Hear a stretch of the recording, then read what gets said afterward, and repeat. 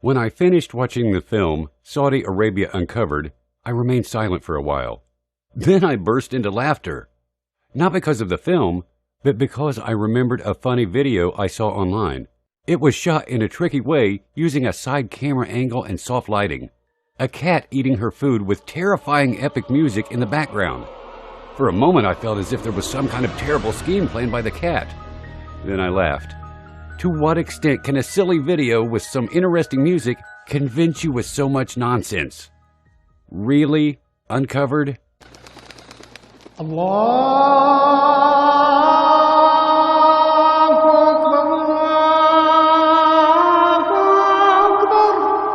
All right. I realized that the location of the Muslim sacred lands, mainly in the Holy Mosque in Makkah, Kaaba, and the Prophet's Mosque, peace be upon him, inside Saudi Arabia, makes some people think that the KSA is the embodiment of Islam and Muslims. They start to target Saudi Arabia as a symbol of Islam, not a country like any other country. And most times, the way they look at Saudi Arabia is biased and unrealistic.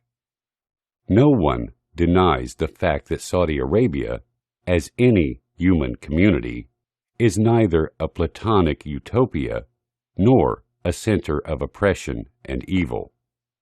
As any other country, Saudi Arabia seeks to be better and makes mistakes in the process. Even though the Saudis realize this, and they try, like all Muslims, to present a positive image of Islam, yet no matter how much they try, the lies and fabrications can only be analyzed and investigated by the listener to know the truth.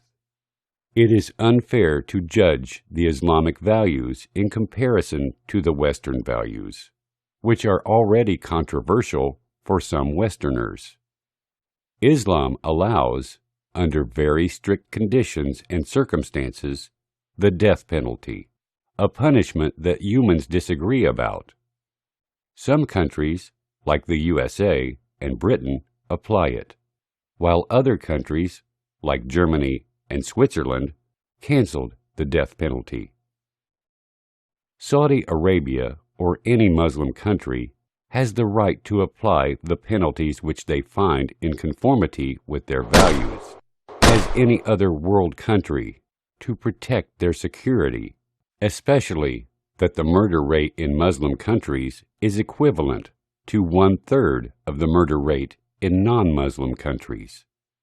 Muslims, especially women, take pride in their conservative values, which appreciates women and consider them jewels in an ethical and social context, which is far different than the Western context. While Muslims welcome any constructive discussion about these values, we find some people using individual incidents, which may happen inside any community, to accuse Islam and associate it with those incidents reflecting a biased, sinister view. In the film, there is a scene of an insane person attacking a woman. Then he got caught. Yet this irregular scene is marketed as an Islamic oppression against women.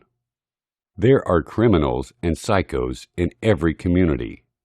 The same applies to a rape crime committed by a psychopath against a child in Texas. If we use this incident as the standard of the American culture, or the fact that the USA is the third country in the world in terms of rape rates, then associate Christianity with this kind of crime, it would be madness. The film is filled with absurdities and fabrications, like the naive claim that it is not permissible to move with a camera in public places like North Korea, even though Saudi Arabia is one of the first countries of smartphone ownership.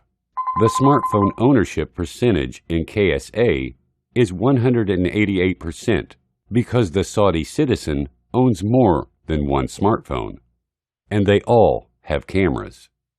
So, Now can we see how much this claim is unrealistic? Every Saudi scholarship student costs his country 500,000 rials annually, which equals about 200,000 US dollars.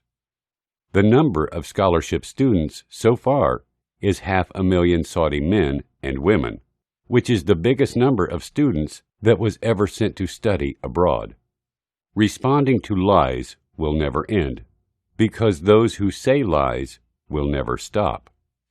The question is, why a big production company like Netflix screens a film only to the West. It is not available for Arab and Asian countries.